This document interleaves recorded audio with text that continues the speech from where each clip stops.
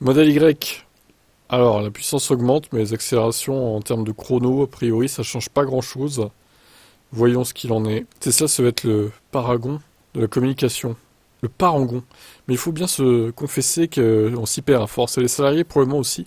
Lorsqu'on se balade sur le site de Tesla, on comprend que le modèle Y Propulsion connaît la même hausse de puissance que son homologue chinois apparu voilà quelques mois en Asie. La puissance serait bondie d'environ 20 kW, c'est-à-dire presque 30 chevaux. On est à 300 chevaux normalement, pour la version de base de propulsion. Une trentaine de chevaux appréciables.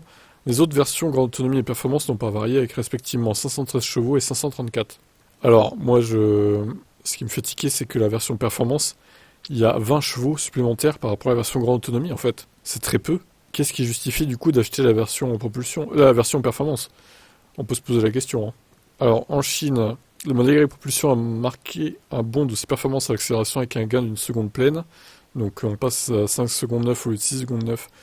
Défaut de mise à jour de la communication ou temporisation pour mieux avoir des choses à raconter le moment opportun, comme par exemple début 2024 lorsque le bonus ne sera plus appliqué. En ira-t-il de même pour les performances de la batterie, le modèle chinois ayant gagné quelques kilomètres d'autonomie? En France, même constat, aucune communication sur le sujet. Ce qui n'est pas logique, c'est que le modèle Y Performance il gagne 1 seconde 3 à 0 à 100, mais il a que 20 chevaux de plus que la version grande autonomie. Donc il doit y avoir une erreur dans les chevaux, il doit faire plus que ça, je pense. Le perfo. C'est pas possible qu'il soit si peu puissant et qu'il y ait 1 seconde 3 de différence. Enfin, si peu puissant. C'est relatif, hein. Dites-moi en commentaire si vous savez combien fait de chevaux le modèle Y Performance. Ça peut être intéressant. Tesla aime entretenir un brouillard technologique autour de ses produits, mais ça pourrait confuser le client à la longue au moment où les ventes de voitures électriques explosent. Ah, c'est sûr, hein, ils sont pas trop clairs, hein. Ça manque de communication sur la batterie capacité utile.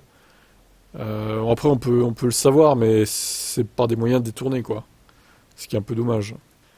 Bref, je vous laisse commenter.